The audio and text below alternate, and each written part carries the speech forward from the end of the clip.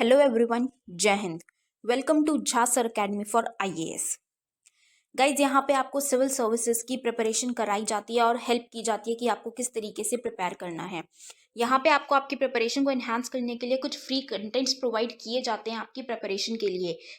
कहाँ पे आपको यूट्यूब प्लेलिस्ट में मिल जाएगा। आप यूट्यूब पे जब जाएंगे तो आपको वहाँ पे वेरियस प्लेलिस्ट अवेलेबल होंगी, जहाँ पे आपको जो डेली करंट अफेयर्स के लेक्चर्स अपलोड किए जाते हैं आपको उनकी प्रॉपर तरीके से प्लेलिस्ट अवेलेबल होगी। उसी के साथ साथ आपको मंथली प्लेलिस्ट भी मिलेगी करंट अफेयर्स की और ईयरली प्लेलिस्ट भी मिलेगी।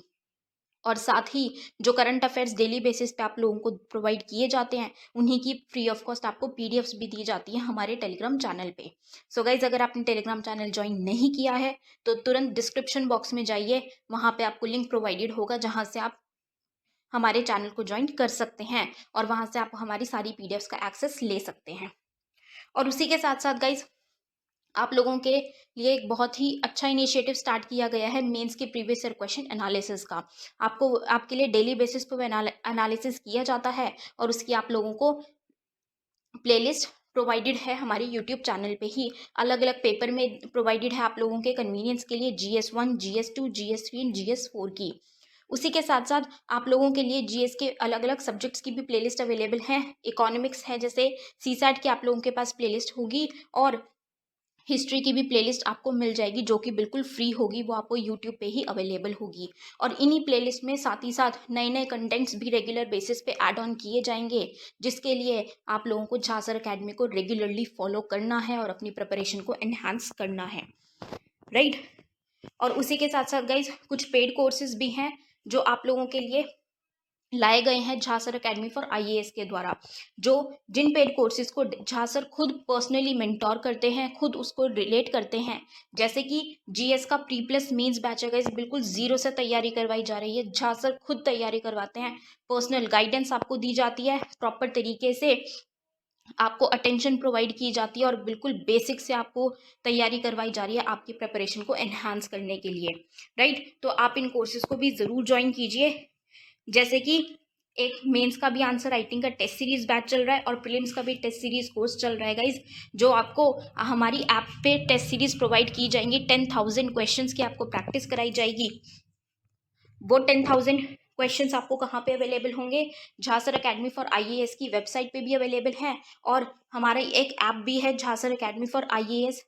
आप अगर डालेंगे तो प्ले स्टोर से आपको वो ऐप मिल जाएगी, आप उसको डाउनलोड कर सकते हैं। वहाँ पे आपको प्रीलिम्स की टेस्ट सीरीज का एक्सेस भी मिल जाएगा, और उसी के साथ साथ इतनी बेहतरीन ऐप है कि आपको वहाँ पे स्टडी टूल्स भी अवेलेबल हैं कि आपकी जो स्टडी है आप उसको ट्रैक कर सकते हैं कि आप कितना टाइम इफेक्टिवली स्टडी कर रहे हैं। तो इस ऐप को गाइज ज़रूर ज्वाइन कीजिएगा, डाउनलोड कीजिएगा, और वेबसाइट भी अवेलेबल है। उस वेबसाइट पे भी आप जाके सब कुछ एक्सेस कर सकते हैं जो कि ऐप पे अवेलेबल है, right. So guys, Jha sir academy को रेगुलरली फॉलो करते रहिएगा।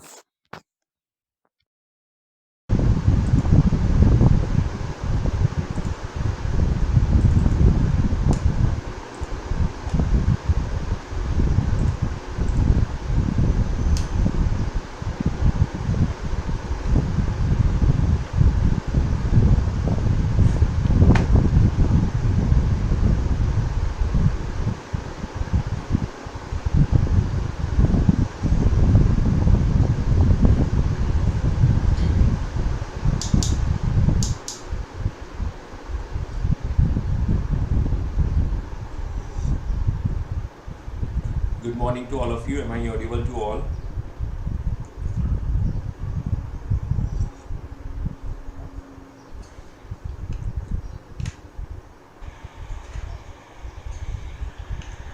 Good morning to all of you.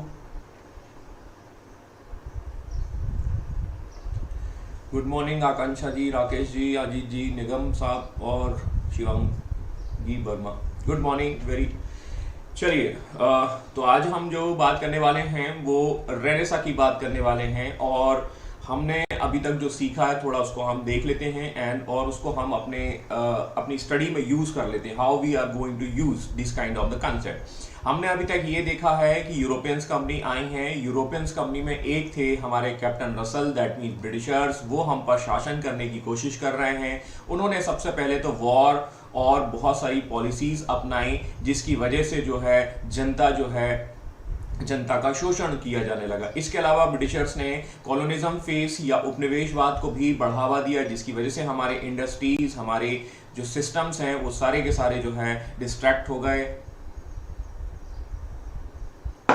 या प्रभावित हो गए, या हमारी अर्थव्यवस्था जो है इकोनॉमी वो डाउन हो गई, क्योंकि ये अंग्रेज जिन्होंने भारत को कभी भी अपना देश नहीं माना। ठीक है, तो ये हमने देख लिया।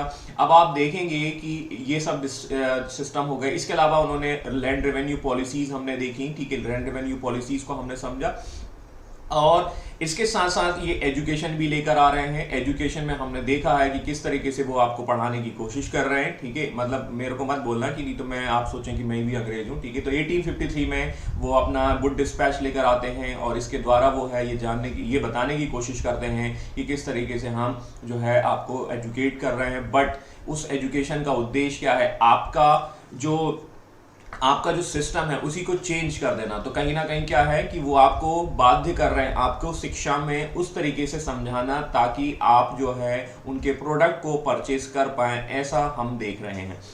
अब यहां पर आप देख रहे हैं, the people are going to educated by the policies of the Britishers. In such condition the people of India are getting knowledge, और वो नॉलेज लेंगे, और नॉलेज लेने के बाद जो है उनकी तर्क, बुद्धि, रीजनिंग, इन चीज़ों पर डेवलपमेंट होगी। और उन्होंने वर्ल्ड हिस्ट्री भी समझी है, और उन्होंने अमेरिकन रिवॉल्यूशंस भी देखा है, और उन्होंने फ्रेंच रिवॉल्यूशन भी देखा है। इन सब कारणों की वजह से the people of India is going to move toward the renaissance. मतलब कहीं ना कहीं हम ये देखेंगे कि भारत में हम देखेंगे रेनेसा का उदय होगा। और रेनेसा मतलब है पुनर्जागरण, मतलब फिर से जागना।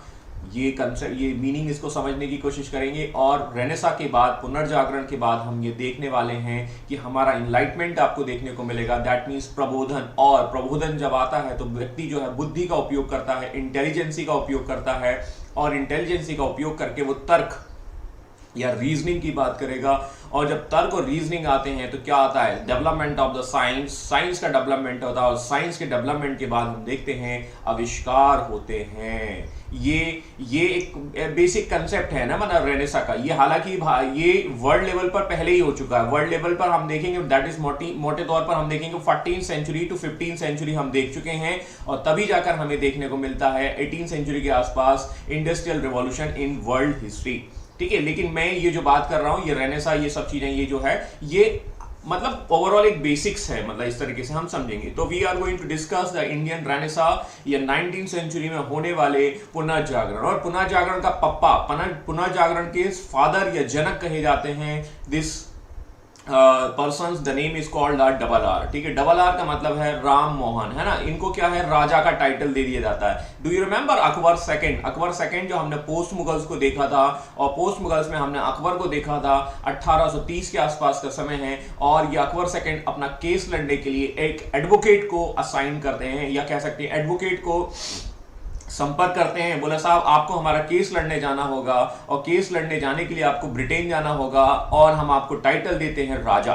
ठीक है, तो double R become the triple R. और इस तरीके से ये हम देखते हैं राजा राम मोहन राय जो है, ब्रिस्टल में इनकी डेथ हो जाती, 1830 की 33 की बात होती है। तो थोड़ा बहुत जानने की कोशिश करेंगे। This is very important topic of the history. मतलब कहीं ना कहीं समझने में थोड़ा दिक्कत रहता है, बट मैं इसको आसान भाषा में समझाने की कोशिश करूंगा। ठीक है, साथ ही आपको यहाँ पर एक और देखने को मिलेंगे, केशव चंद्र हैं। ठीक है, और दूसरे आप मेरे पीछे आप देख पाएंगे। ठीक है, मतलब मेरे पीछे छुप गए हैं। ठीक है, और वो हैं आपके दयानंद सरस्वती।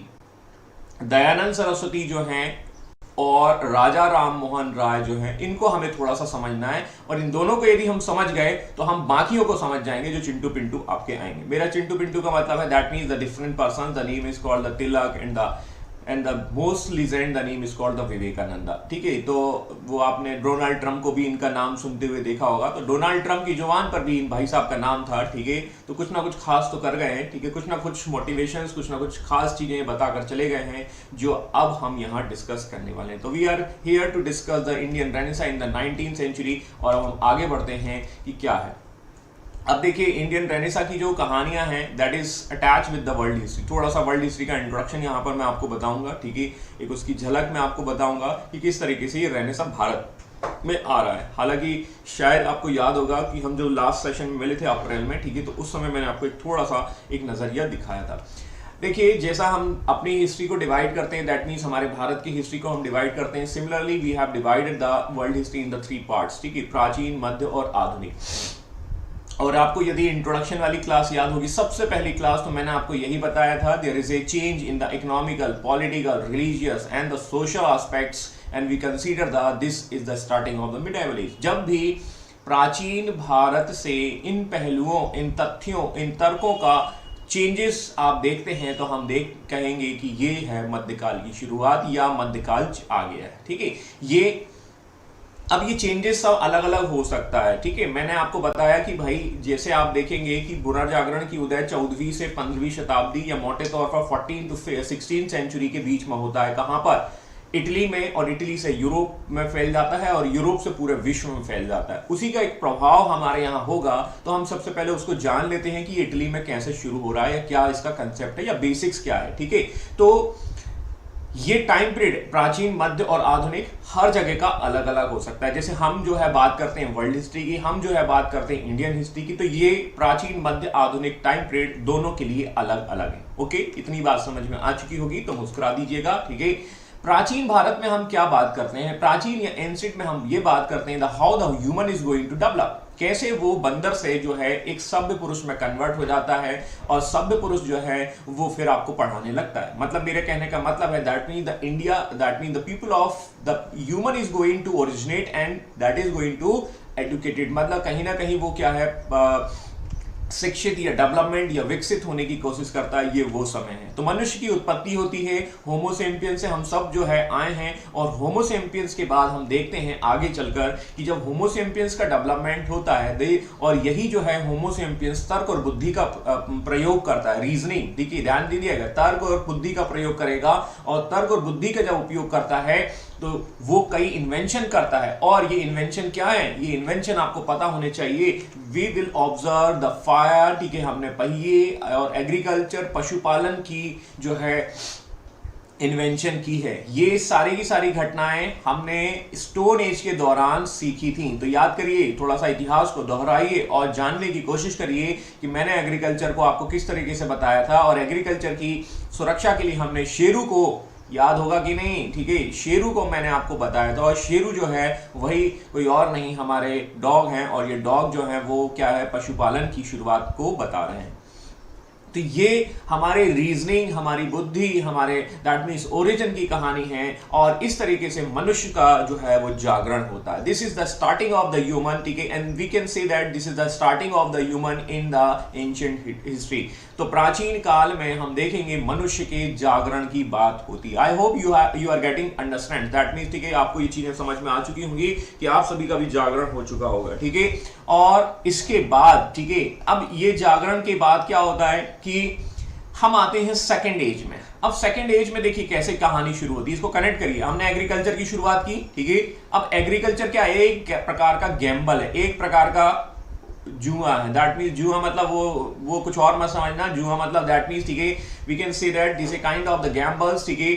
और ये गैम्बल जो है भगवान के भरोसे है, क्योंकि आपका पत्ती खुलेगा या 3 पत्ती आएगा या आपका लॉटरी लगेगा, that is depend on your destiny, and destiny is in hand of the God. सीधी सी बात है, ठीक है। तो गैम्बल है एक प्रकार का, और कृषि अच्छा होगा इसलिए आप क्या करेंगे, भगवान की शरण में चले जाएंगे। भगवान भी उनकी मदद नहीं करता जो स्वयं अपनी मदद नहीं करते हैं, ठीक है, ध्यान दीजिएगा, ठीक है। वो बात अलग है कि तो गॉड जो है, गॉड के भरोसे दुनिया चली जाएगी। क्या सेकंड वाले एज की बात कर रहा हूं, मतलब मध्यकाल की बात कर रहा हूं। और मिडाइवल एज में जब हम जाते हैं, अब हम आगे बढ़ते हैं, तो कहानी कुछ ऐसी हो जाती है जिसको आप यहां देखेंगे। तो गॉड का प्रभाव या गॉड का डोमिनेंस या गॉड से रिलेटेड एक संस्था है जिसका नाम है चर्च, उसका इंपॉर्टेंस या उसकी जो डोमिनेंस है वो यहां पर आपको देखने को मिलती है। आई होप मेरी बात आपको समझ में आ रही होगी मैं क्या कहना चाह रहा हूं। मतलब हम कह सकते हैं कि एंशिएंट हिस्ट्री से आते आते तक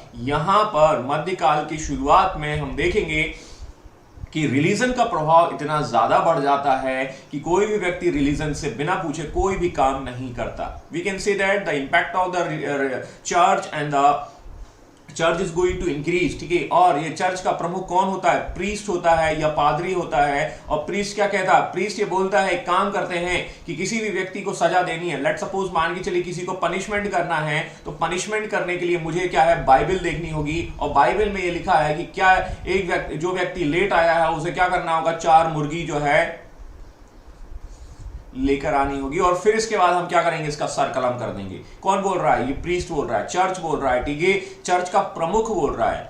लेकिन लोग जो है अपनी तर्क और बुद्धि का उपयोग नहीं कर रहे हैं, जो वो एंशिएंट में कर रहे थे, वो सीधे सीधे क्या हो जाएंगे? वो भगवान, वो चर्च के कहने पर चलेंगे। और यहीं पर हम देखते हैं कि कहीं ना कहीं जो है रिलीजन्स के प्रभाव में व्यक्ति अपनी बुद्धि का उपयोग नहीं करता है। The people of that means कि medieval age is not using the reasonings. और इस समय क्या चीज का प्रभाव पड़ जाता है? रिलीजन्स के पाखंड, रिलीजन्स के रिचुअलिज्म, हाइपोक्रेसीज हो जाती हैं। बहुत तेजी से जो है ये चीजें डेवलप होती हैं।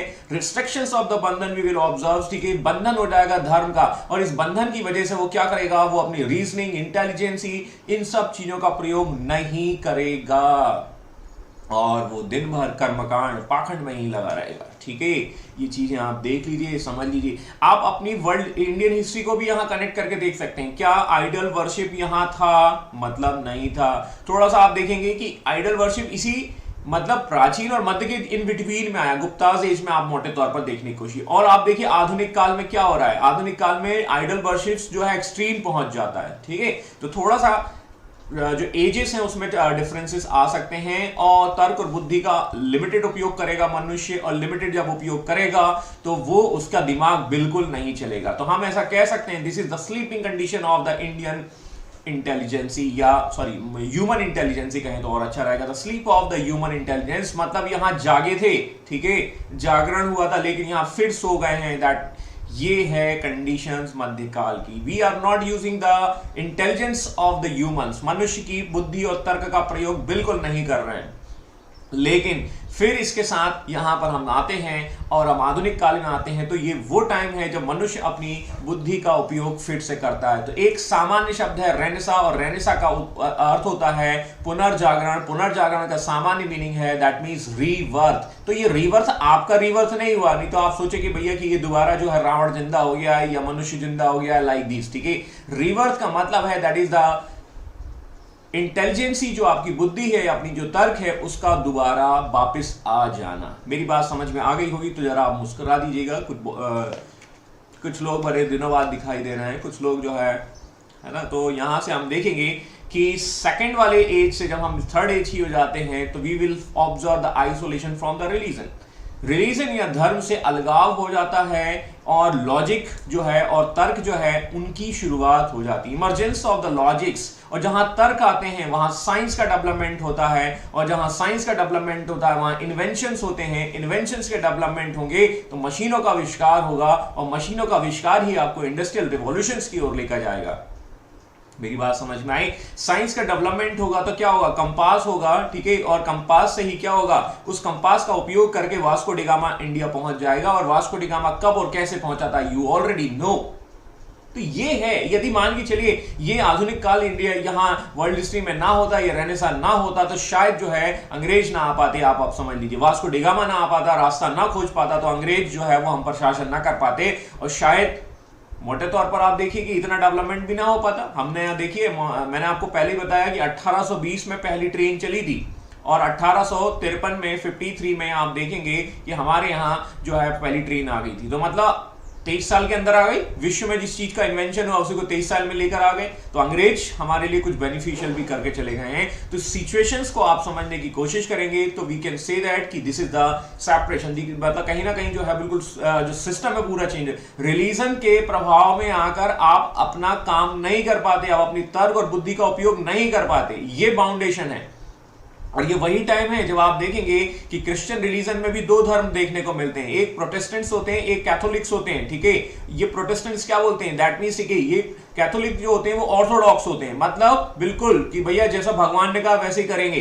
प्रोटेस्टेंट्स क्या कहते हैं, प्रोटेस्टेंट ये बोलते हैं कि नहीं, ठीक है, that means we need to change. Martin Luther King का नाम मैं का नाम आपने शायद सुना हो, ठीक है। तो वो उनका कंसेप्ट जो है वो रिलीजन में चेंज करने वाले हैं। तो जैसा काम यहां पर मार्टिन लूथर किंग करेंगे वैसे ही हमारे यहां राजा राम मोहन राय करेंगे। तो कंसेप्ट को अभी समझते हैं और इनको कंपेयर करेंगे। तो आधुनिक काल में हम रिलीजन से अलगाव हो जाता है, सेपरेशन हो जाता है, लॉजिक्स का उपयोग करते हैं और लॉजिक्स का उपयोग करेंगे तो न्यूटन साहब भी ये कहेंगे, सोचेंगे कि भैया कि ये जो सेब जो है मेरे सर पर ही क्यों गिरा, किसी और के सर पर क्यों नहीं गिरा। That is the discovery of the, वो फिर जो न्यूटन्स के लॉ या जो कह सकते हैं वो आपको देखने को मिलेंगे। तो विज्ञान से खोज और खोज से हम देखेंगे बहुत सारे इन्वेंशन जुड़े होंगे। तो मैं कह दूं कि ये मानव की बुद्धि का पुनर्जन्म हो गया है। इसीलिए इस जो टर्मिनोलॉजीज को यूज किया गया है, रीवर्थ इज नॉट द, जो ह्यूमन की बात नहीं की जाती बल्कि ये रीवर्थ होता है कहीं ना कहीं जो है मनुष्य की बुद्धि का रीवर्थ होता है। ठीक है, मेरी बात समझ में आ चुकी होगी। और ये रेनेसा कहाँ होता है? इटली में होता है। इटली से यूरोप में आता है। यूरोप से ये क्या होता है? ये यूरोप में शुरुआत होती है और यूरोप से शुरुआत होने के बाद ये पूरे आपके विश्व में आपका स्प्रेड हो जाएगा या कह सकते हैं विश्व में फैल जाएगा।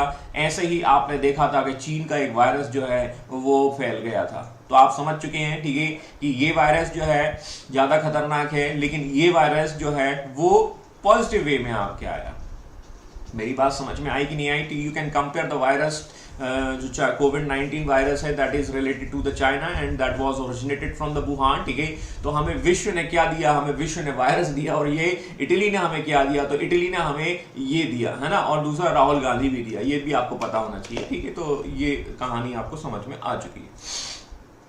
अब देखो दोस्तों कि क्या होता है कि 19वीं सेंचुरी में भारत में पुनर्जागरण हो रहे हैं। अब मैंने आपको ये तो बता दिया है कि रेनेसा वर्ल्ड हिस्ट्री में किस तरीके से डेवलप होता है और ये वर्ल्ड हिस्ट्री से ये डेवलप होते हुए जो यूरोपियंस कंपनी के साथ में आते हुए ये इंडिया में भी पहुंच जाता है।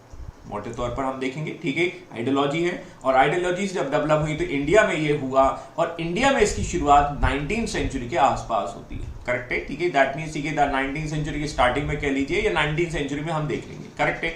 अब होता ये है कि 19वीं सेंचुरी में ये काम कौन करने वाले हैं, तो ये आइडियोलॉजी कैसे डेवलप होती हैं वो हम थोड़ा सीखेंगे। ठीक है, आइडियोलॉजीज में राजा राम मोहन राय जो हैं वो अग्रणी होते हैं, जो स्टार्टिंग में होते हैं। और इसके साथ साथ हम देखेंगे कि कुछ लोग और हैं जैसे दयानंद सरस्वती, इनका कंसेप्ट अलग है, इनका कंसेप्ट अलग है। यदि हमने इन दोनों के कंसेप्ट को कंपेयर वे में देख लिया तो हमें ये सब समझ में आ जाएगा। मेरी बात समझ में आ चुकी होगी आप लोगों को। ठीक है, तो पहले हम ये देख लेते हैं कि ये रेनेसा भारत में क्यों हो रहा है 19वीं सेंचुरी में। ठीक है, और ये 19वीं सेंचुरी में क्या हो रहा है कि क्या किस प्रकार की घटनाएं बन रही हैं, तो हम उनको कोरिलेट करके देख लेते हैं। तो मैंने कहा यहां बुलेट पॉइंट्स रखे हैं, ठीक है, और बुलेट पॉइंट्स को हम थोड़ा समझ लेंगे और उसको जान लेंगे। देखिए, सबसे पहला कारण है पॉलिटिकल रीजंस।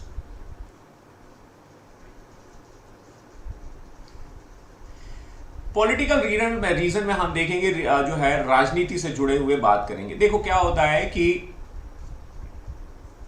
अंग्रेज हमारे यहाँ क्या करने की कोशिश कर रहे हैं, हमने देखा कि अंग्रेज जो है वो ट्रेडिंग्स करने की कोशिश कर रहे हैं और ट्रेडिंग से करने के बाद वो आप पर क्या करने वाले हैं? शासन करने वाले हैं। ठीक है, और मैंने आपको उनका कहानी बताया है। ठीक है, धीरे धीरे लोगों को ये समझ में आने लगा कि they came for the administrative purpose prospective. ठीक है, कहीं ना कहीं वो जो है भारत पर शासन करने के पॉइंट ऑफ व्यू से आए हैं और इसलिए उन्होंने जो है वो राजाओं को या कह सकते हैं जो हमारे रीजनल स्टेट्स हैं उन पर उन्होंने सब्सिडी अलायंस, उन्होंने उन पर जो डॉक्ट्रिन ऑफ लैप्स है, ठीक है, इन नीतियों को अपनाया और वहां का एनेक्सेशन किया।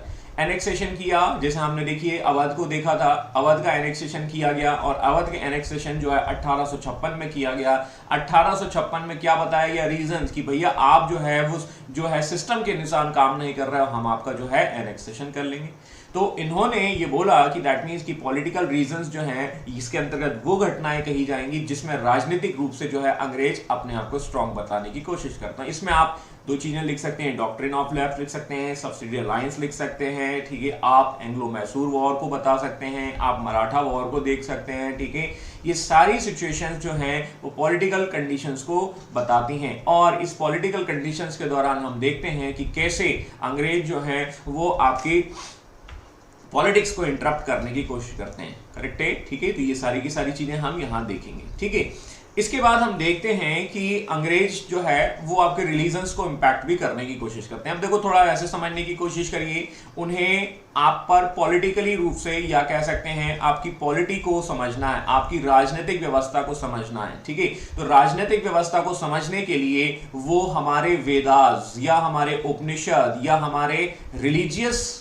लिटरेचर्स को क्या करने वाले हैं, रिलीजियस लिटरेचर्स को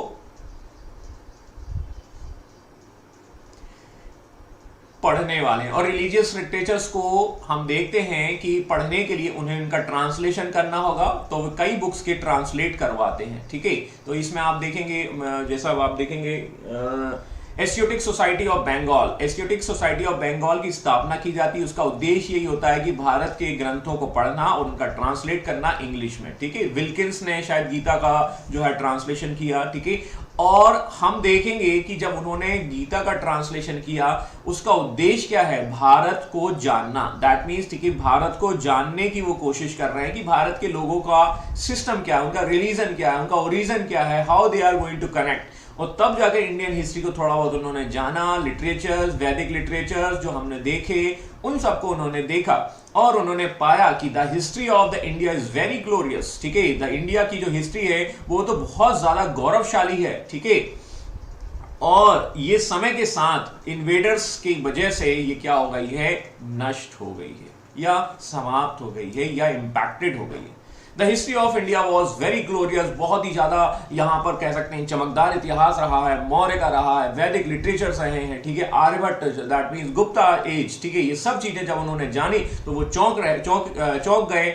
और ये जब बात आई कि इंडिया के रिलीजन्स, ठीक है, आप देखेंगे जैनिज्म एंड बौद्धिज्म, ये सब चीजें वो देख रहे हैं। The people of India is also known, that means, ठीक है, वो कहीं ना कहीं जब उन्होंने ये बात कही कि ब्रिटिशर्स ये कह रहे हैं, ब्रिटिशर्स ये कह रहे हैं कि भारत का इतिहास गौरवशाली है, लेकिन समय के हिसाब से जो है वो इन्वेडर्स ने उसे डिस्ट्रैक्ट कर दिया है। तो इंडिया के लोग भी क्या करेंगे, ये जानेंगे, अच्छा हमारे यहाँ ऐसा था, ओ हमारे यहाँ ऐसा था।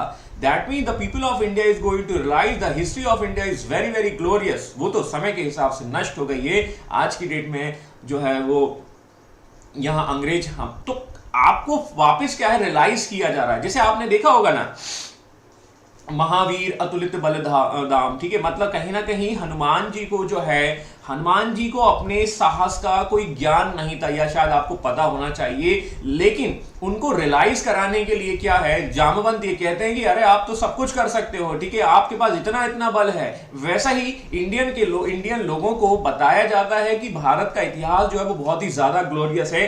तब जाके लोगों को समझ में आएगा कि भारत का जो रिलीजन्स जो है या जैन बौद्ध ये कंसेप्ट हैं, ये सब चीजें समझ में आएंगी और लोग जो है वो जानेंगे कि एक्चुअली में हमारे यहाँ जो आइडल वर्शिप्स है वो बाद में आया, पहले क्या हुआ करता था, पहले क्या कंसेप्ट थे, ये चीजें यहां देखने को मिलेंगी, ठीक है।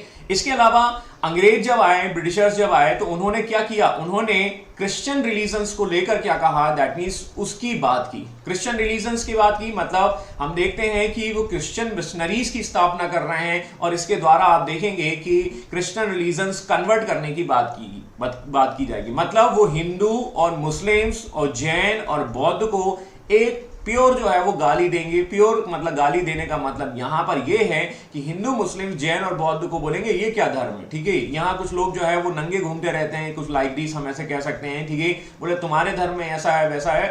बेस्ट धर्म जो है वो कौन सा है, रिलीजन जो है वो क्रिश्चियन रिलीजन है। तब जाके इंडिया के लोगों को रियलाइज होगा कि अरे हमारे धर्म में ऐसा कुछ बुराई नहीं है, दैट मीन्स, ठीक है। तो वो अपने रिलीजियस एस्पेक्ट्स की ओर जाएंगे, पहलुओं की ओर जाएंगे। जैसे यदि हम देखेंगे क्रिश्चियन रिलीजन बोलेगा कि तो हमारे यहां सती प्रैक्टिस नहीं होती है, तुम्हारे यहां सती प्रैक्टिस होती है। The people of India is going to realize, बोला अच्छा देखते हैं कि वेद को खोल कर देखते हैं हमारा जो इतिहास है वो क्या है, ठीक है। अंग्रेजों ने ट्रांसलेट कर दिया है, आपको इजी भी अवेलेबल हो गया है क्योंकि प्रिंटिंग प्रेस का आविष्कार हो चुका है और सब चीजें आपको मिल गई हैं। तो वेद में सती प्रथा थी या नहीं थी, आप बता दीजिए। तब लोगों को रियलाइज होगा कि सती प्रथा तब नहीं थी और इस तरीके से वो अपने रिलीजियस जो पहलू हैं उनको फिर से खोजने की कोशिश करते हैं और वो रियलाइज करते हैं कि सती प्रैक्टिस तो मध्यकाल में आई है या मिडाइवल एज में आई है, और ऐसा ही काम जो है राजा राम मोहन राय करने वाले हैं। तो मेरी बात समझ में आ चुकी होगी। The people of India is going to realize, ठीक है, और कहीं ना कहीं जो है इन मुद्दों पर जो है वो जागने की कोशिश कर रहे हैं, ठीक है। इसके अलावा हम देखेंगे कि अब देखो, जैसे हम देखेंगे तो मोटे तौर पर हमें ये 2 पॉइंट्स और ये 2 पॉइंट्स को कंसीडर करना है, मतलब ये 4 पॉइंट हम देखने वाले हैं। तो मैं 1 to 1 इन पर थोड़ा सा और डिस्कशंस कर लेता हूं। जैसे हम देखेंगे सामाजिक कारण, सबसे पहले हम देखेंगे सोशल कारण के दौरान, ठीक है, हम ये देखते हैं कि हमारे यहां पर वेस्टर्न एजुकेशन सिस्टम आ जाता है। सोसाइटी में एजुकेशन दी जा रही है, एजुकेशन से क्या होगा, लोग जो है वो लिटरेट होंगे, शिक्षित होंगे, है ना, और जब शिक्षित होंगे तो उनके नयन नेत्र चक्षु, ठीक है, सब खुल जाएंगे, और जब ये सब खुल जाएंगे तो उनको रियलाइज होगा कि नहीं, हमारे देश में भी जो है कहीं ना कहीं इनलाइटमेंट की जरूरत है, कहीं ना कहीं एक रेनेसा की जरूरत है, और लोग जो है अपने धर्म में सुधार के लिए काम करेंगे।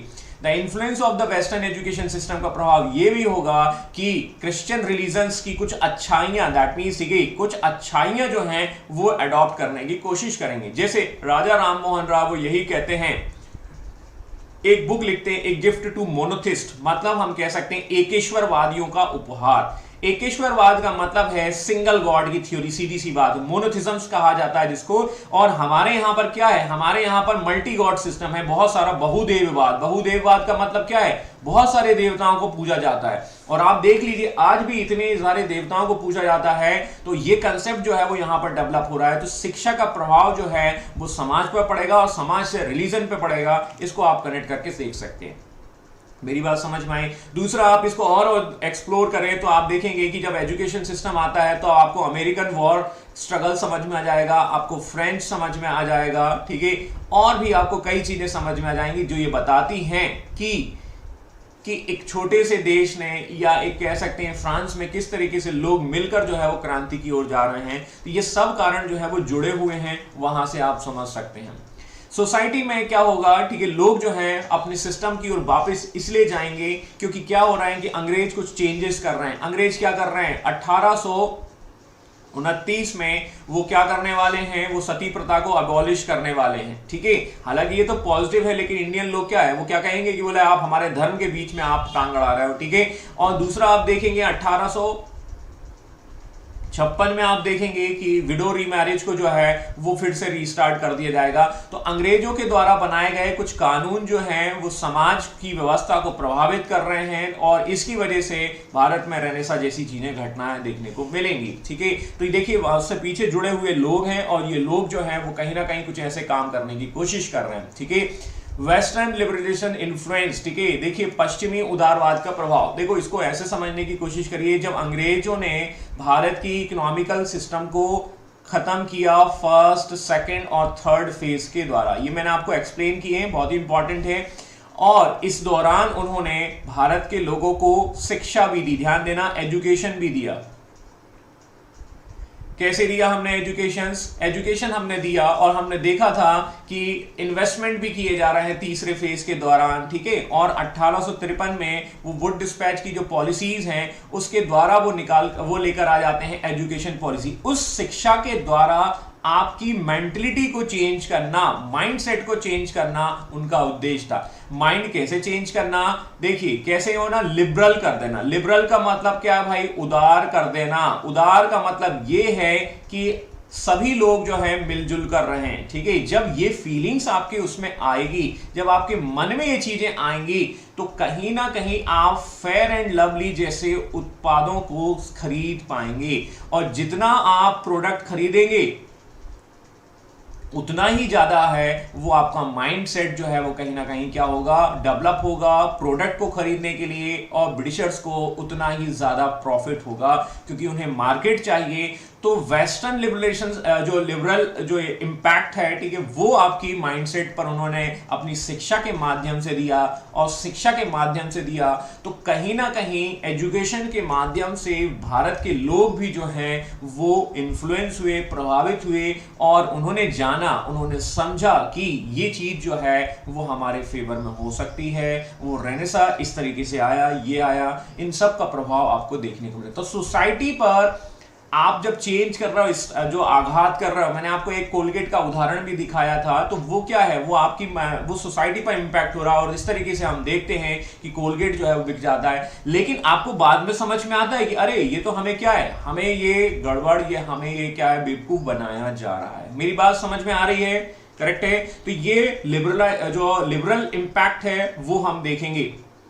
इसके अलावा हम देखेंगे द वेस्टर्न कल्चर का प्रभाव। वेस्टर्न कल्चर में मैंने आपको एक एग्जांपल बताया कि हमारे यहाँ सती प्रथा होती है, ठीक है, वहां वेस्टर्न कल्चर में नहीं होती है, ठीक है। बहुत सारी ऐसी प्रथाएं हैं जो इंडिया में आपको देखने की, आप देखिए दैट मीन्स मैरिज वाला है, ये कंसेप्ट है, दैट मीन्स जो आपका जो चाइल्ड मैरिज है, मैं उसकी बात कर रहा हूं, या शिशु हत्या की बात कर लो, ठीक है, या हम ऐसे कह सकते हैं कि विडो रीमैरिज की बात करो। हमारे यहाँ विडो रीमैरिज कर सकती है, ठीक है, लेकिन आपके यहाँ नहीं कर सकती। तो लोगों को वेस्टर्न जो कल्चर है उसको जानने का मौका मिला। कैसे मिला? जब अंग्रेज आए, ब्रिटेन से आए, और ब्रिटेन से उन्होंने अपनी संस्कृति के बारे में थोड़ा बहुत शेयरिंग की, ठीक है, या हम कह सकते हैं एजुकेशन के बाद लोगों को ये समझ में आया कि इनके यहाँ पर ये प्रथाएं नहीं होती, तो हमारे यहाँ भी नहीं होनी चाहिए, तो सती प्रथा को खत्म करो भाई। तो इस तरीके से हम देख रहे हैं कि शिक्षा का प्रभाव, ठीक है, और शिक्षा के प्रभाव के द्वारा अंग्रेज भी समाज को सुधारने का काम कर रहे हैं। लिबरलाइजेशन जो है इंपैक्ट है वो भी आपको देखने को मिल रहे हैं।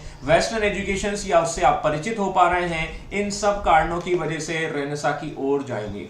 द क्रिश्चियन मिशनरीज, ठीक है, क्रिश्चियन मिशनरीज को छूट दे दी जाती है कि पकड़ पकड़ के इंडियंस को वैक्सीन लगाओ, मतलब वैक्सीन लगा के क्या करो, इनका क्रिश्चियन रिलीजन जो है वो बना उसमें डाल दो वैक्सीन के द्वारा, ठीक है।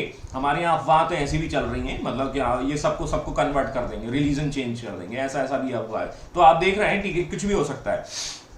तो ईसाई धर्म प्रचारकों के दुष्प्रभाव की वजह से इंडिया के लोग जो हैं वो अपने धर्म को जानेंगे, मतलब कहीं ना कहीं जब वो बुराई करेंगे कि हिंदू धर्म बुरा है, मुस्लिम धर्म बुरा है, जैन धर्म बुरा है, तो लोगों को ये जानकर ये आश्चर्य होगा कि सती प्रथा तो क्या है, थी ही नहीं, ठीक है, या हमारे धर्म में कोई बुराइयां नहीं थी। अब जैन धर्म या बौद्ध धर्म का कंसेप्ट आप देख लीजिए, बौद्ध धर्म क्या है, कहां पहुंच गया है, ठीक है। हम बात करते थे कि नॉनवेज नहीं खाएंगे, ठीक है, या एक दिन खाएंगे, लेकिन वज्रयान आते आते तक आपने क्या किया था, पार्टी ऑल डे, ठीक है। जैनिज्म देखिए, है ना, आप देखेंगे कि आष्टे अपरिग्रह जैसे कंसेप्ट थे वो कहीं ना कहीं धूल खाने लगे। ये सब कारण जो हैं कहीं ना कहीं हम देखेंगे कि सिस्टम में पूरा चेंज हो चुका है। The people are going to realize the old systems, और तब लोग जो है वापस अपने बुकों का अध्ययन करेंगे, वापस अपने रिलीजन का अध्ययन करेंगे, और क्योंकि यहाँ पर प्रेस इन सब चीजों का आविष्कार भी हो चुका है, तो ये सब कारण है जिसकी वजह से सोसाइटी फिर से कनेक्ट होगी, ठीक है। अब आते हैं प्रेस और साहित्य की भूमिका की बात करते हैं। देखो मैंने आपको क्या बताया था, यूरोपियंस आए, और यूरोपियंस में सबसे पहले पोर्चुगीज आए, याद करो, गुटखा पान मसाला वाले, और वो प्रिंटिंग प्रेस लेकर आए थे। और इसी समय हम देखेंगे कागज का आविष्कार भी हो गया था चाइना से, ठीक है। और प्रिंटिंग प्रेस और कागज ने मिलकर क्या है, धूम मचा दी, ठीक है। धूम मचाने का मतलब वो चोरी वाला धूम नहीं, ठीक है, दैट मीन्स धूम मचाने का मतलब ये है जो विचार मान के चलिए राजा राम मोहन राय बता रहे हैं, अब वो क्या है, चिल्लाएंगे तो कितने लोगों को पता चल पाएगा, ठीक है। तो उन्होंने अपने विचार किसके द्वारा रखे, लिटरेचर्स के द्वारा रखे, अपनी बुक्स के माध्यम से रखे। और ये बुक्स प्रिंट कहाँ होंगी, भैया प्रिंटिंग प्रेस है, कागज है, प्रिंट कराओ और फैला दो भाई आग की तरह। जैसे आज की डेट में उसे वायरल कहते हैं ना, ठीक है। ये वायरल कब होता है, सोशल मीडिया के द्वारा होता है। आप देखिए कितने तेजी से वो चीजें आप लोगों को पता चल जाती, लाखों करोड़ों लोगों को तुरंत पता चल जाता है कि भाई कि ये घटना हुई है, ये वाला वीडियो वायरल हुआ है और यहाँ पार्टी हो रही है, ये आपको पता है। तो ये क्या है, that is the importance of the press, ठीक है। अब ये इसको थोड़ा ऐसे कंपेयर करिए, पहले क्या है, घटनाएं नहीं पता चल पाती थी, कॉइन्स में पता चलता था कि राजा का नया राजा आ गया है, ठीक है। जब आपके पास नया कॉइन आता था कि भैया अलाउद्दीन खिलजी ने सत्ता ग्रहण कर ली। अभी कैसे पता चलता है, अभी आपको कम से कम वीकली या मंथली जो है मैगजीन आती है, उससे पता चल जाता है। कब, ये 19वीं सेंचुरी में आ रहा है। तो राजा राम मोहन राय ने बताया कि हमने वेद पढ़ा है और वेद में सती प्रथा नहीं होती है, और सती प्रथा नहीं होती है तो ये देखो हम एक कॉपी भी रखे हैं अपने साथ, कल पेपर आएगा तो आप हमारे विचार पढ़ लीजिएगा, ठीक है। तो ये सारी की सारी जो है, जब ये विचार लोगों में पता चलेंगे तब जाकर लोग जो है वो रेनेसां की ओर जाएंगे। बोला ऐसा वहां हुआ था, ऐसा उस देश में हुआ था, अमेरिका में ऐसा हुआ था, तब जाकर लोगों के नया जो है वो सारी चीजें वो आपकी डेवलप होंगी।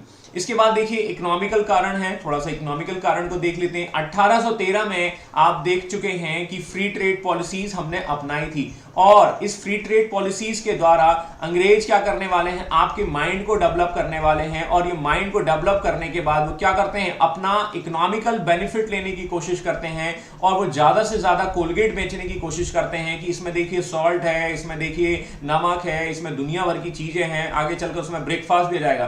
तो फायदा किसका हो रहा है, ब्रिटिश का हो रहा है। लेकिन आपको क्या है, समझ में कैसे पता चल पाया, ठीक है, आपको शिक्षा के द्वारा पता चल पाया कि हमें तो ये बेवकूफ बनाया जा रहा है। मेरी बात समझ में आई कि नहीं आई?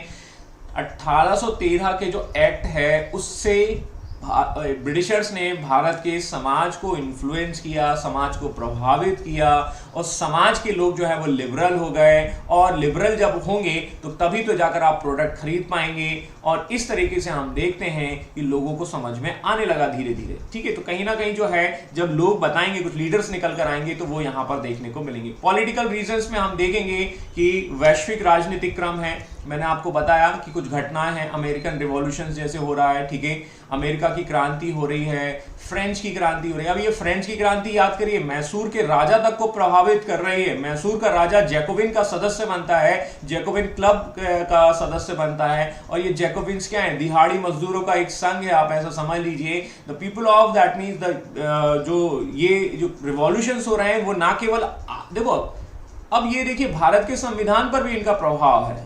भारत का संविधान कब बना, रिपब्लिक, दैट मीन्स ठीक है 1950 में हम देखते हैं कि संविधान बना है। जब 1950 में जो प्रभावित कर रहा है, और आज भी गणतंत्र जैसी चीजें बात की जाती हैं, तो उनका जो ओरिजिन है वो कहाँ देखा जाता है, तो फ्रेंच रिवॉल्यूशंस की बात होती है।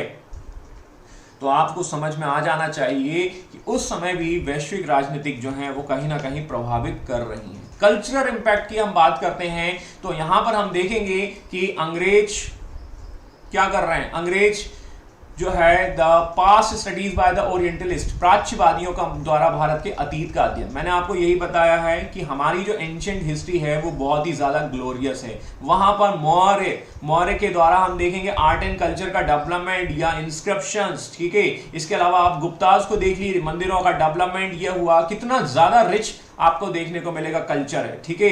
हमने शून्य की आविष्कार कर दी, और शून्य से हमने शाहरुख खान बनाया, मतलब आगे चलकर बनेगा। तो ये क्या है, दैट मीन्स आप कह सकते हैं कि history of the India is very very that means glorious, ठीक है। वो तो क्या हो गई, लोगों को पता चला कि भाई अच्छा ऐसा था। तो the people are thinking, that means कि हम ये समझने की कोशिश कर रहे हैं कि नहीं, कि वाकई में इंडिया में बहुत ज्यादा खास जो चीजें थी वो बात अलग है कि समय के साथ ये डाउन हो गई है। तभी तो मनोज कुमार गाना बनाते हैं, जब जीरो दिया भारत ने तब लोगों को गिनती आई लाइक दिस, ठीक है। तो ये एक तरह से समझने की कोशिश करेंगे कि रियलाइज कराया जाएगा। आज की डेट में गाना ऐसा नहीं बनता है, क्योंकि लोगों को दैट मीन्स कि लोग कहीं ना कहीं किसी और चीज सिस्टम की ओर चले जा रहे हैं, तो वो थोड़ा बात अलग करेंगे।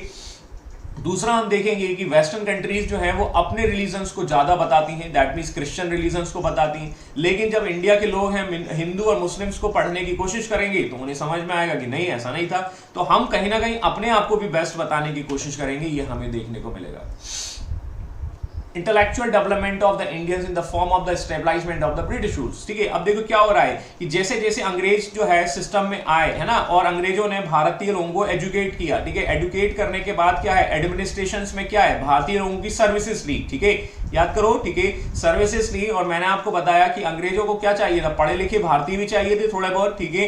तो भारत के लोगों को जब उन्होंने सिस्टम में लेके आए तो सर्विसेज दी, तो उनकी बुद्धि का विकास हुआ। और जब एजुकेशन आई तो उस समय क्या होता था, जैसे एडवोकेट, जैसे आज की डेट में इंजीनियर, कहीं भी पत्थर फेंको तो क्या निकलेगा, भैया इंजीनियर हूं, ठीक है। वैसे ही उस जमाने में क्या होता था, एडवोकेट निकलते थे, है ना। एजुकेशन का डेवलपमेंट होता था, हर कोई जो है वकील निकलता था, काला कोट वाला निकलता था। तो ये ये काला कोट वाला क्या है, ये that is the showing the जो इंटेलेक्चुअल डेवलपमेंट, बुद्धिक विकास हो चुका, और बुद्धि का विकास ही तो क्या है, रेनेसां है। समझ में आया कि नहीं आया, ठीक है।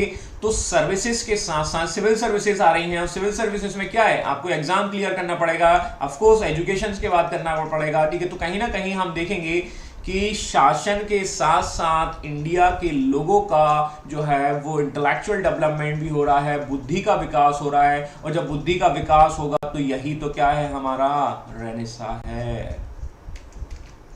इस तरीके से हम समझ सकते हैं कि कुछ कारण हैं इकोनॉमिकल, सोशल, पॉलिटिकल, रिलीजियस, इन चारों पांचों कारण को मिलाकर हमारा रेनेसा होता है। और ये रेनेसा जो है वो एक कह सकते हैं कि एक प्रभाव है और बुद्धि का प्रभाव है, वो आप देखेंगे। और इसकी वजह से हम देखेंगे कि समाज में एक नए वर्ग का जो है उदय भी होता है, और इस वर्ग को कहेंगे middle class, the mango man, मतलब ऐसे कह सकते हैं, ठीक है, कॉमन आदमी। और इस तरीके से यही वर्ग जो है वो एक लीडरशिप लेगा, और ये लीडरशिप लेकर लोगों को क्या करने वाला है, प्रभावित करने वाला है, ठीक है। और वो दो तरीके से देखने को मिलेंगे। अब देखिए, अब आपका बुद्धि का विकास हो चुका है, इंटेलेक्चुअल डेवलपमेंट हो चुका है, और इंटेलेक्चुअल डेवलपमेंट होने के बाद आपकी दो विचारधाराएं आती हैं। ये बात समझ में आ रही नहीं आ रही, ठीक है। दो विचारधाराएं आएंगी, एक होगी प्रगतिशील होगी, एक पुनर्स्थापना, रिस्टोर या प्रोग्रेसिव। अब आपको ये समझ में नहीं आएगा, ठीक है भाई, कि ये क्या है, ठीक है। तो इसको थोड़ा इस तरीके से समझते हैं, दैट मीन्स, ठीक है। अब देखिए, इसके लिए मैंने एक दो शब्द और बताए हैं। पुनर्स्थापना, दैट मीन्स, ठीक है, कंजर्वेटिव होंगे, परंपरावादी होंगे, ये होंगे ऑर्थोडॉक्स, और ये चेंज चाहते हैं, भैया बहुत हो गया तो कुछ चेंज करना है, ठीक है। दैट मीन्स, ठीक है, they are requiring, that means कि कुछ ट्रांसफॉर्म लेके आना है, कुछ चेंज करना है। और बताइए, ठीक है, ये भी समझ में नहीं आए तो आपको ट्रेन वाला बस वाला की कहानी आपको याद होगी। डू यू रिमेंबर ट्रेन वाला, द बस वाला? ट्रेन वाला बस वाला की कहानी याद है कि नहीं है? इनमें ट्रेन वाला कौन होगा? परंपरावादी होंगे या परिवर्तन वाले होंगे? Do you know this theory of the train वाला एंड द बस वाला? दैट वाज जो हमने कहीं ना कहीं प्राचीन काल में देखी थी। ट्रेन वाला जो है वो कहीं ना कहीं आपके देखेंगे कि वो परंपरावादी हो जाएंगे। देखो, अब मैं आपको वापस समझा देता हूँ, वापस आपको ट्रैक पर लेकर आता हूँ, क्योंकि आपका भी पुनर्जागरण करना है, ठीक है, क्योंकि आपने एंशिएंट में पढ़ा था, ठीक है, उसके बाद आपको काफी समय बाद ये चीजें देखने को मिल रही हैं। पुनर्स्थापना या परंपरा का मतलब है, सीधी सी बात है, ट्रेन वाला, ठीक है, वो कहाँ चलेगा? वो अपनी ट्रेन में चलेगा, अपने ट्रैक पर चलेगा। ट्रेन हमेशा क्या है, ट्रैक पर चलती है। और परिवर्तन मतलब बस वाला, सीधी सी बात है। तो इसमें क्या होगा कि जब रेनेसा की यदि हम बात कर रहे हैं तो we will observe the two kind of the theories. One is the transform, ठीक है, सेकंड वन इज कंजर्वेटिव, मतलब ऑर्थोडॉक्स ऑर्थोडॉक्स भी कह सकते हैं, नो प्रॉब्लम। और ये है नॉन ऑर्थोडॉक्स। जो अच्छा लगे वो आप समझ लीजिए। तो दो तीन टर्मिनोलॉजीज मैंने यहां यूज की हैं, ठीक है। और जब हम देखते हैं कि ये विचारधाराएं आती हैं तो भाई देखिए, अब उनका कनेक्शन जोड़ लीजिए।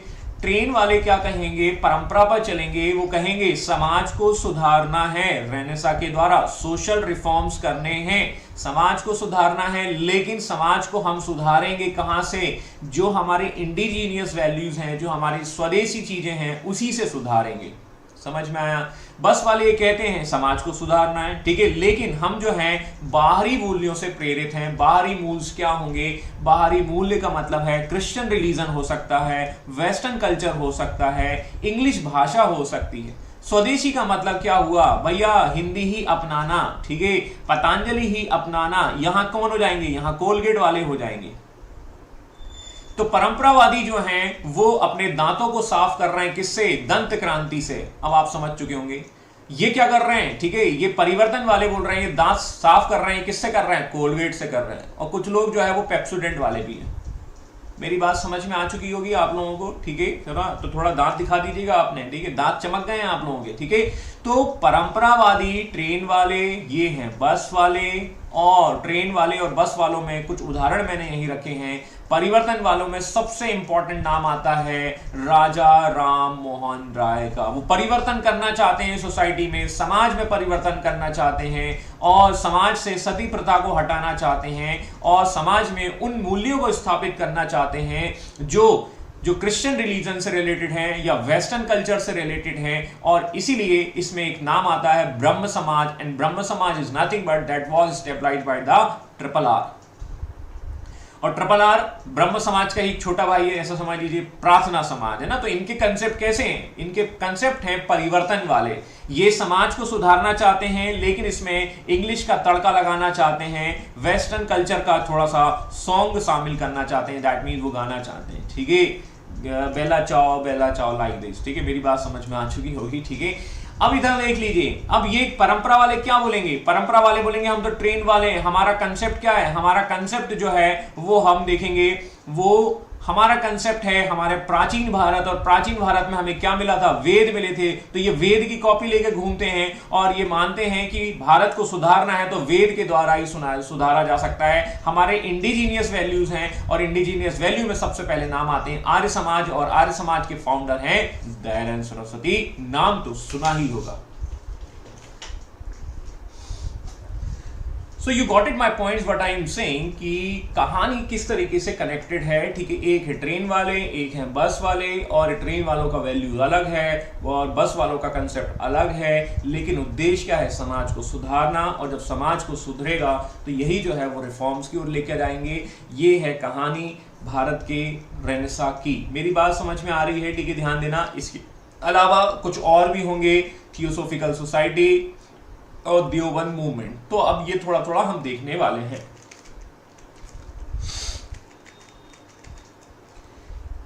तो ट्रेन वाला बस वाला जो है, इन दोनों को मिलाकर हम कहेंगे भारतीय पुनर्जागरण। और भारतीय पुनर्जागरण की जो कहानी है, तो ये ना केवल हिंदू धर्म में होंगे, मुस्लिम धर्म में होंगे, बल्कि पारसी और भी डिफरेंट रिलीजन्स में भी होंगे।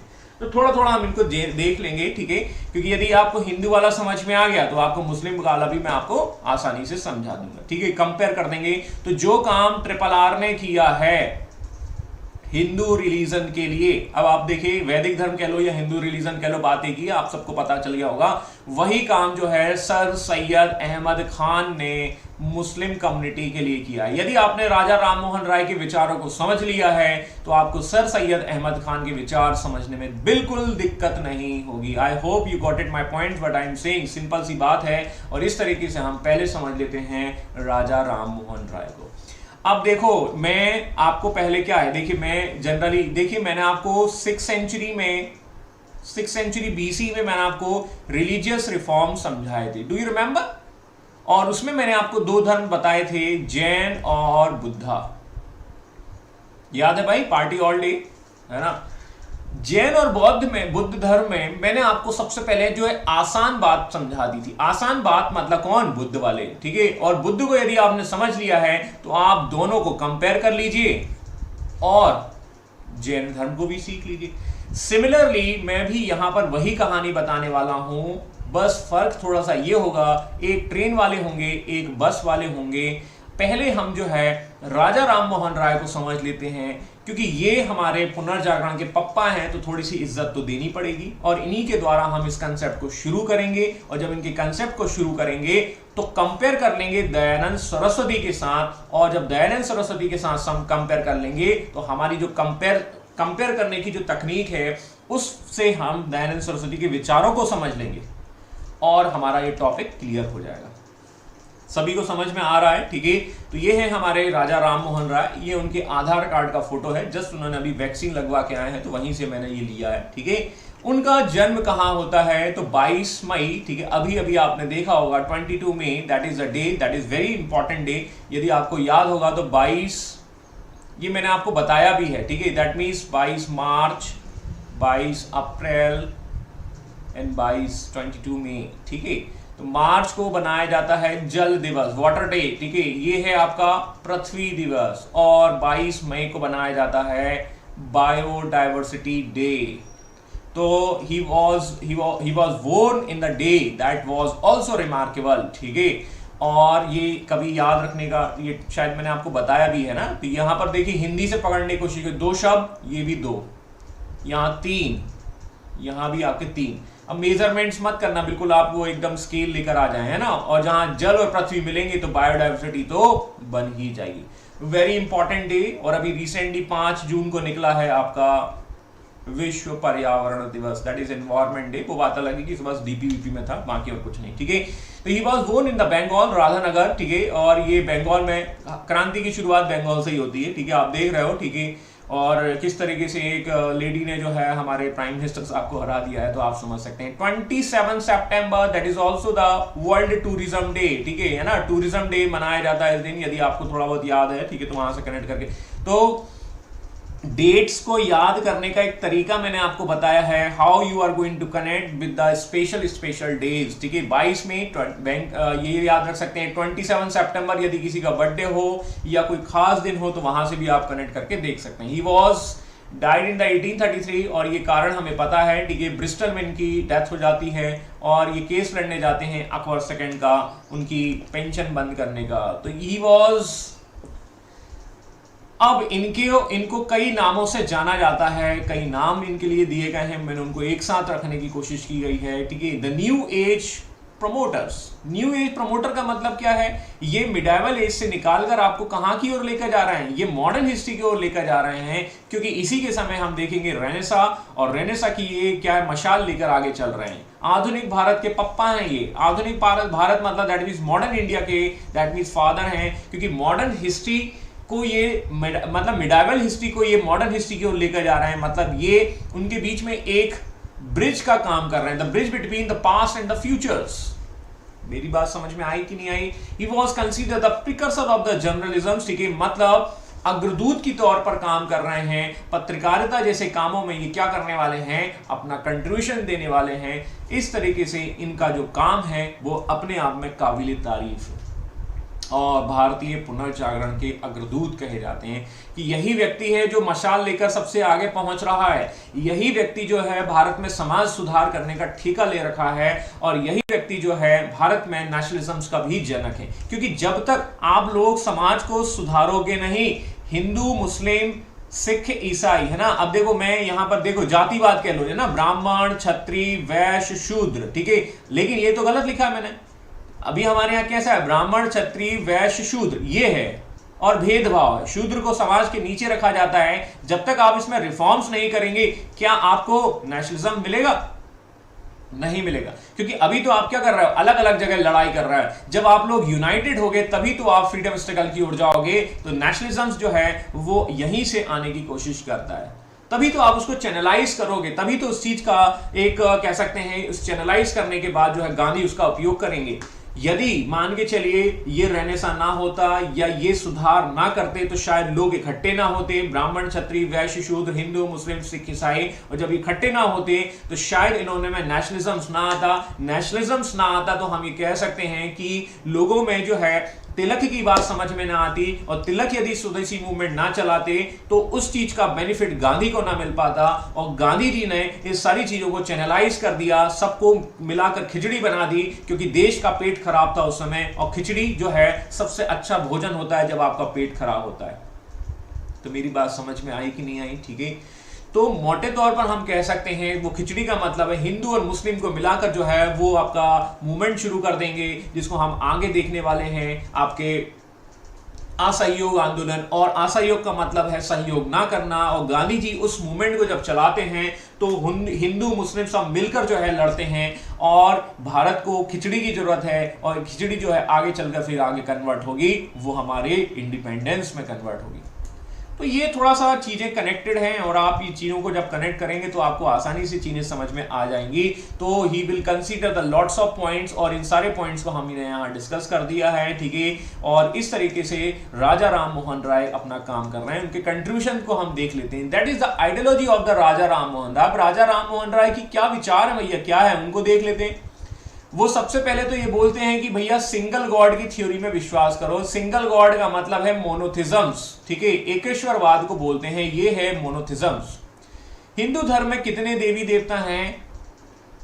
दुनिया भर के देवी देवता हैं, ये इतने हैं। कोई जो है राम को मानता है, कोई कृष्ण को मानता है, कोई शिव को मानता है, कोई विष्णु को मानता है, कोई गणेश को मानता है, कोई कार्तिकेय को मानता है, कोई अब ये इसमें और भी हैं, ये दूसरे वाले हैं, है ना। ये तो चलो ठीक है। कुछ लोग जो है वो ये भी मानते हैं, आसाराम को मानते हैं, कोई रामपाल को मानते हैं, कोई आपके बाबा राम रहीम को मानते हैं, कोई मतलब we can say that the multiple god system, ठीक है, that is under this umbrella. ठीक है, इस अम्ब्रेला के अंदर बहुत सारे विचारधारा हैं। कोई वैष्णव धर्म को मानता है, कोई आपका शैव को मानता है, कोई अरवार को मानता है, कोई नायनार को मानता है, कोई लिंगायत को मानता है। फिर वही चीजें कोरोना देवी, और ये तो राकेश जी आपने तो ये खतरनाक बात बताई है, कोरोना देवी मंदिर भी बन गया भाई। इन्होंने कैसा अच्छा काम कर दिया कोरोना देवी। ठीक है, तो मोटे तौर पर ये देखिए कोरोना देवी मंदिर बन गए हैं, ठीक है। या आशाराम बापू जो हैं वो यदि नहीं पकड़ाए जाते तो वो भी क्या होते हैं कि वो 200 साल बाद क्या होता, उनका भी ऐसे ही मतलब उनको भी ऐसे ही पूजा जाता। ये सब जो हैं इतने सारे देवी देवताओं को यदि आप 50 पैसे भी यदि आप उनको देते हैं, ठीक, अब तो खैर बंद हो गए, तो आपके पास 33 करोड़ का आधा होना चाहिए, और 33 करोड़ का आधा भगवान को दे दोगे तो आपके पास क्या बचेगा, ठीक है। तो ही was the person who was saying that कि भाई सिंगल गॉड को मानो, क्योंकि इन्होंने भी पढ़ लिया है कि इस्लाम सिंगल गॉड की बात करता है, ठीक है, या जैन या सिंगल गॉड की बात करता है, क्रिश्चियन रिलीजन सिंगल सिस्टम की बात करता है, जबकि हमारे धर्म में कितना सिस्टम की बात, कितना ज्यादा बुराइयां हैं, और वो मूर्ति पूजा के विरोधी हैं। मूर्ति पूजा कब आया? मूर्ति पूजा आप देखेंगे गुप्त एज के बाद अपना पीक पर आ गया, और आप देख लीजिए, अभी आप देख लीजिए गणेश पूजा करते हैं, ठीक है, अभी आप देखिए दुर्गा पूजा करते हैं, और इन पूजा करने के बाद जो है आप अपनी रिवर को क्या करते हैं, गंदा करते हैं, और उसको समर्पित कर देते हैं। 7 दिन 8 दिन 9 दिन जो है आपने डीजे बजाया, और आपको म्यूजिक पसंद है, डीजे बजाया, उसमें थोड़ा सा सोमरस मिलाया, और सोमरस मिलाने के बाद जो है आप डांस कर रहे हैं, और फिर उसको समर्पित करते हैं, और फिर एनवायरमेंट को गंदा कर रहे हैं। दैट मीन्स कि आप 5 जून को भी गंदा कर दे रहे हैं। तो कैसा आपका रिलीजन और कैसा आपका एनवायरमेंट? क्या केवल एनवायरमेंट डे के आपकी डीपी में ही रहता है क्या? ठीक है, तो आपको सुधारना है तो आप रिलीजन में भी रिफॉर्म्स करिए। तो आज भी किसी ना किसी एक राजा राम मोहन राय की जरूरत है जो सिस्टम को, जो रिलीजन को सुधार सके, ठीक है। तो अब हम शिक्षित हो रहे हैं धीरे धीरे, आगे चलकर शायद कभी आपकी जरूरत पड़े तो आप मेरा सहयोग करिएगा। तो मेरी बातें कुछ समझ में आ रही हैं या नहीं आ रही हैं, ठीक है। तो यदि आपको समझ में आ रही हैं तो आप मुस्कुरा दीजिएगा, और मुस्कुराने के साथ साथ जो है उस सिस्टम को सुधारने की बात हम करेंगे, ठीक है। तो ये सब चीजें हैं, दैट मीन्स आइडल वर्शिप, ठीक है। तो ये कहीं ना कहीं जो है वो आपको देखने को मिलेगा। इसके बाद वो देखेंगे द इनकारनेशन थ्योरी, अवतारवाद, कितने सारे अवतार हैं, वो सब हम जो है उसको नहीं मानते, ठीक है।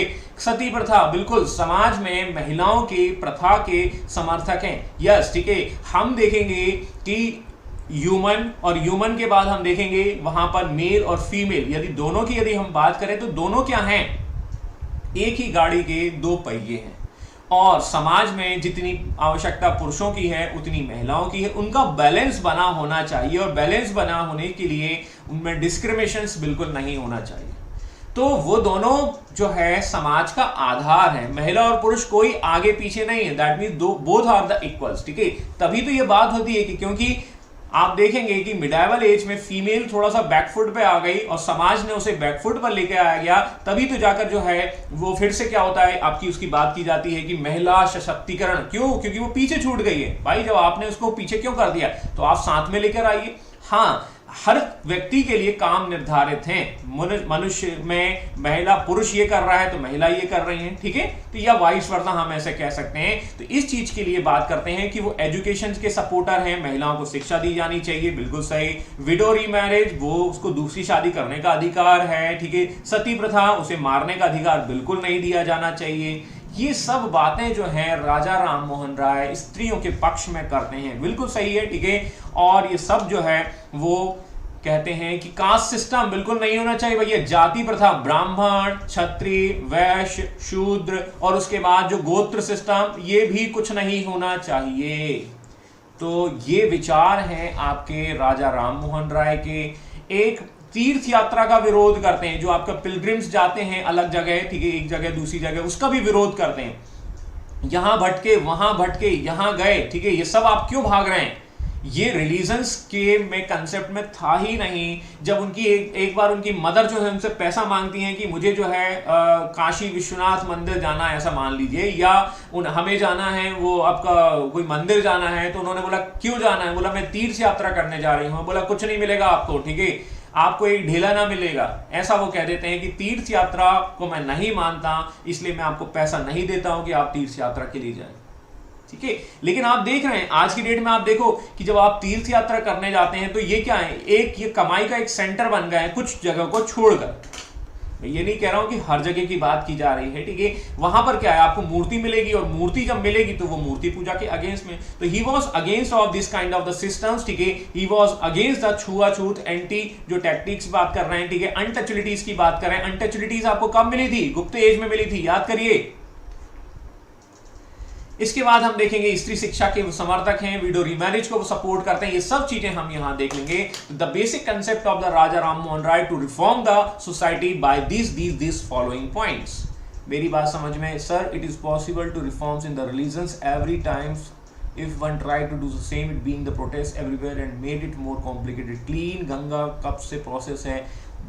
ब्रदर, आपने बहुत अच्छा प्रश्न पूछा। Even government can not do against the religions causes of the vote bank, ठीक है भाई। आपके मन में भारत में पैसे की कमी नहीं है, भारत में किसी भी चीज की कमी नहीं है, भारत में केवल आपकी मंशा की कमी है, एटीट्यूड की कमी है, आपकी जो कह सकते हैं उन चीजों की कमी है।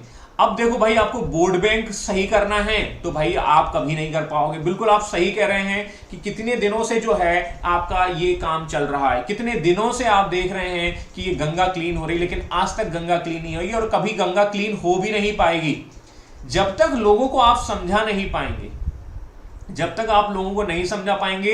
और खास बात यह है कि शायद जैसे यदि हम बात करें कि आप जिस जनरेशन में, लेट सपोज मैं एक एग्जांपल लेता हूं, आपके माता और आपके फादर, ठीक है, आप जिस जनरेशन में हैं और आप उनके सन हो, ठीक है, आप शायद इस चीज को समझ गए, लेकिन कई बार जो है आपके माता पिता जो है उस चीज को जान नहीं सकते, नहीं रिलीजन के खिलाफ नहीं जाना, ठीक है। तो कई बार इस चीज वजह से, क्योंकि मैं जिस फेस को करता हूं मैंने उसी चीज का उदाहरण बताया, ठीक है। तो देखिए वो चीजें जो है तब होगी जब शायद आगे की जनरेशन जो है उसमें ये चीजों का धीरे धीरे धीरे चेंजेस आ जाएगा, ठीक है। तो प्रोसेस हो सकता है, ठीक है। मैं आपको बोल रहा हूं कि एक राजा राम मोहन राय की जरूरत है जो सोसाइटी को रिफॉर्म्स कर सके। गणेश पूजा, ठीक है, दुर्गा पूजा, ठीक है। मैं ना केवल एक हिंदू धर्म की बात कर रहा हूं, देखिए मैं भी एक रिलीजन से हूं और मेरा रिलीजन शायद ये है, ठीक है। शायद इसलिए कह रहा हूं क्योंकि यहां पर अब क्या है, बहुत सी चीजें चेंज हो चुकी हैं। तो सबसे पहले तो मैं अपने रिफॉर्म्स की बात करूं, मैं किसी और धर्म की बात नहीं कर रहा हूं, किसी और धर्म की बात मैं बिल्कुल नहीं कर रहा हूं, क्योंकि किसी और धर्म में क्या है वो मुझे ज्यादा नहीं पता। सबसे ज्यादा बुराइयां जो है मुझे अपने बारे में पता होगी, अपने रिलीजन्स के बारे में पता होगी, कुछ अच्छी चीजें भी हैं, कुछ बुरी चीजें भी हैं। तो सबसे पहले सुधार यहीं से गुंजाइश बनती है, मेरा ये मानना है। मैं ये नहीं कह रहा हूं कि कुछ और धर्म की बात कर रहे हैं, ठीक है, बट रिलीजन्स को रिफॉर्म्स करने के लिए आपको शुरुआत अपनी तरफ से करनी होगी, ठीक है।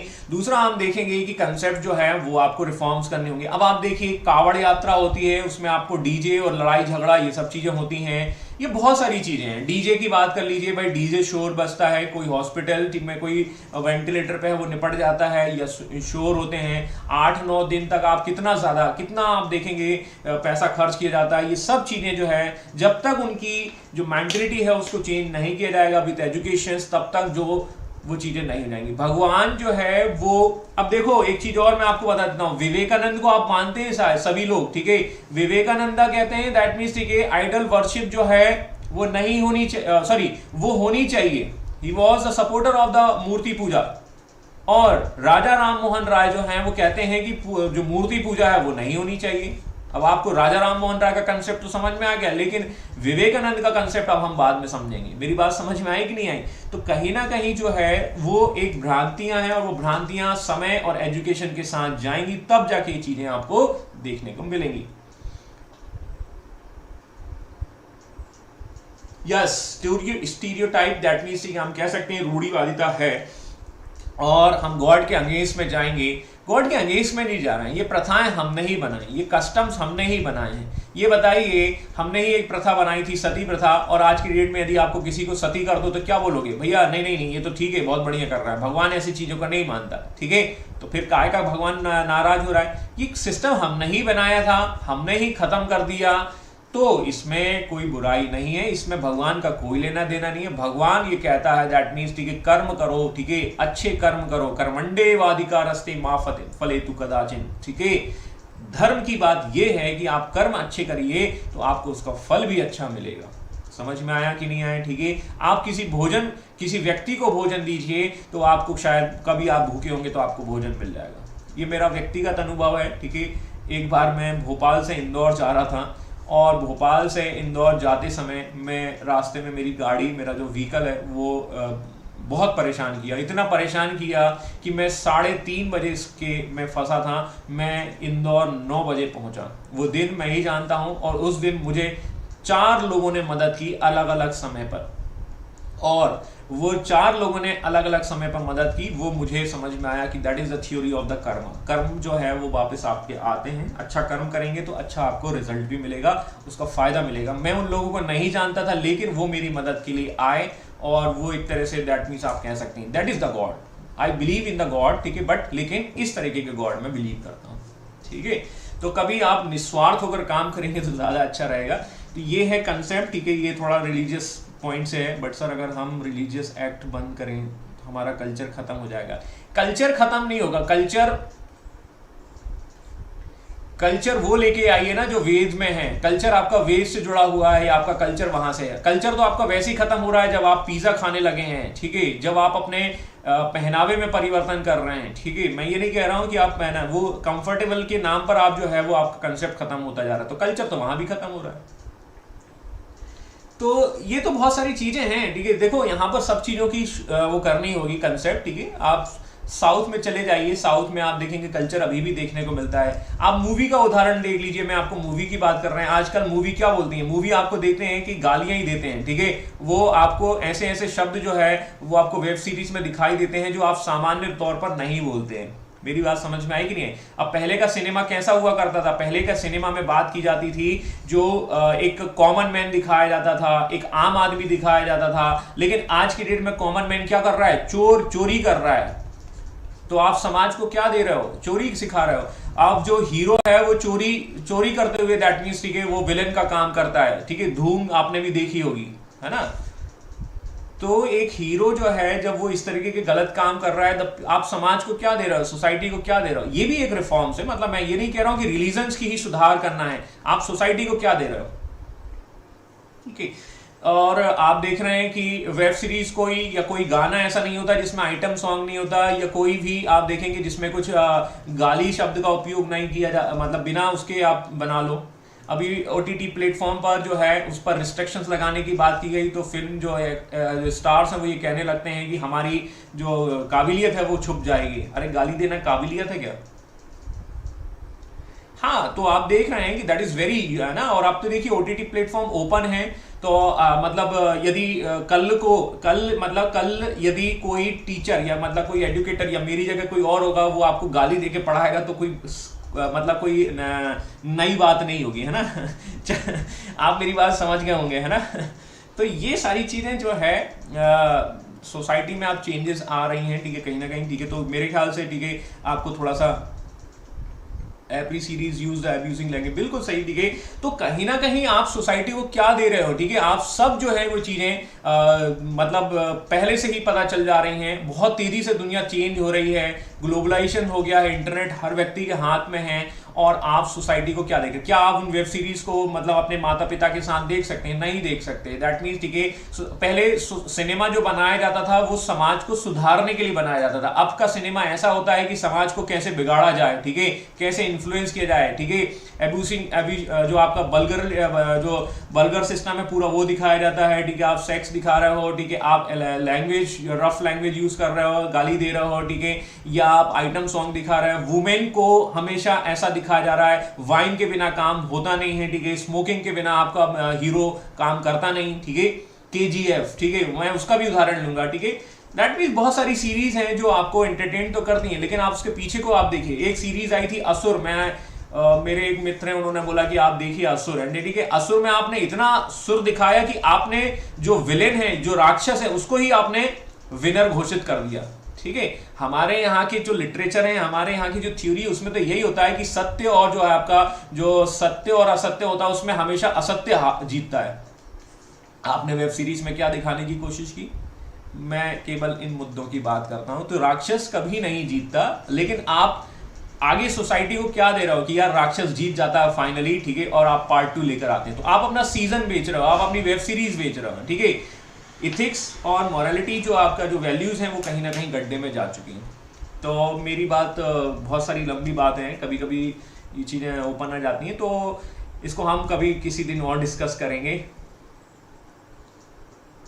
सर अब तो समझ, हाँ जी बिल्कुल सही है, ठीक है। The society is moving in the different directions, ठीक है, और ये सब जो है वही चीज जो है सोसाइटी में बहुत सारा इंपैक्ट कर रही है। यस वेरी गुड, ठीक है। तो आपको क्या है, अपना कर्म करना है, आप अपनी सोसाइटी को कुछ कंट्रीब्यूट कर सकते हैं या किसी भी माध्यम से, वो आप फोकस रखिए और आप अच्छे नागरिक बनिए। सबसे पहले ह्यूमन बनिए, मनुष्य बनिए, ठीक है। माना हम महिला हैं, पुरुष हैं, बॉयज हैं, गर्ल्स हैं, ठीक है, ये सब बात की बातें हैं, ठीक है। आप अच्छी चीज़ों को ग्रहण करिए, ठीक है, बहुत सारी चीज़ें हैं और फिर आगे चलकर हम यहाँ पर डिस्कस करेंगे, ठीक है। थोड़ा सा जो राजा राम मोहन राय, फिर हम दयानंद सरस्वती को कंसेप्ट को करेंगे, ठीक है। तो राजा राम मोहन राय, इसीलिए हम देखेंगे जो व्यक्ति 19वीं सेंचुरी में ऐसी मशाल लगा सकता है तो 21वीं शताब्दी में तो ऐसे ही किसी की जरूरत होगी। तो आई होप, ठीक है, मेरी बातें समझ में आ रही होंगी आपको। राजा राम मोहन राय को जो है हम आगे फिर डिटेल में पढ़ेंगे, बाकी चीजें इनकी आइडियोलॉजीज हमने देख ली और इनका कंट्रीब्यूशन हम थोड़ा देख लेंगे और उसके बाद हम दयानंद सरस्वती से कंपेयर करके इस चैप्टर को फिर आगे की ओर बढ़ेंगे, ठीक है। हाँ बिल्कुल सही है अजीत जी, और राइट, ठीक है, बहुत लंबा टॉपिक है लेकिन सबसे ज्यादा इंटरेस्टिंग है, ठीक है। अब कुछ ज्यादा मतलब मजेदार चीजें आपको देखने को मिलेंगी यहाँ पर, ठीक है। तो हम आगे फिर इसको डिस्कस करेंगे और रिजल्ट कुछ नहीं है, नहीं रिजल्ट है, लेकिन रिजल्ट मतलब देखिए आपका माइंड सेट, यदि मैं एक भी व्यक्ति को थोड़ा सा उसके माइंड को थोड़ा सा चेंज कर पाया या उसको समझा पाया तो ये मेरे लिए तो पॉजिटिव हो जाएगी, ठीक है। तो कहीं ना कहीं ये चीजें हैं, ठीक है। खैर हमें एग्जाम के पॉइंट ऑफ व्यू से देखना, हमें अभी क्रांति नहीं लानी है, ठीक है, लेकिन आगे चलकर आप क्रांति लाएंगे, ठीक है। थोड़ा बहुत शायद आप मुझे याद करेंगे तो ये मेरे लिए क्या हो जाएगा, अचीवमेंट हो जाएगा। तो आज की सभा को यहीं समाप्त करते हैं। आप सभी लोग घर पर रहें, सुरक्षित रहें, जबरदस्त रहें। सोसाइटी स्टीरियोटाइप है, ठीक है। हाँ सोसाइटी में चेंजेस आएंगे, ठीक है, लेकिन आप उसके सिपाही बनेंगे, ठीक है, मेरा ये कहना है। क्योंकि आप यदि सिपाही बन गए तो आप शायद किसी और को कन्वर्ट कर पाएं, ठीक है, सोसाइटी में reforms. Always feel good to hear, ठीक है। Thank you Akanksha ji. और अगर आप अगेंस्ट हो तो हाँ नहीं, देखिए वो तो है, ट्विटर पर ये सब चीजें चलती रहती हैं, ठीक है। और आपको अपना स्टैंड रखना है, ठीक है। आप अपने पक्ष तर्क के बात पर बात रखें, ठीक है, और यही सब चीजें हो सकती हैं। और अंधभक्त की तो बात ही मत करो, ठीक है। बिल्कुल सही कहा आपने, ठीक है। ब्लाइंडनेस जो है वो कहीं ना कहीं आपको मध्यकाल की ओर लेके चली जाती है, मिडाइवल की ओर लेके चली जाती है और इसीलिए ये काफी इंपॉर्टेंट है, ठीक है। तो आज की सभा को हम यहीं समाप्त करते हैं, आगे फिर इसको कंटिन्यू करेंगे। तब तक के लिए नमस्कार, चमत्कार, बाय बाय, टेक केयर।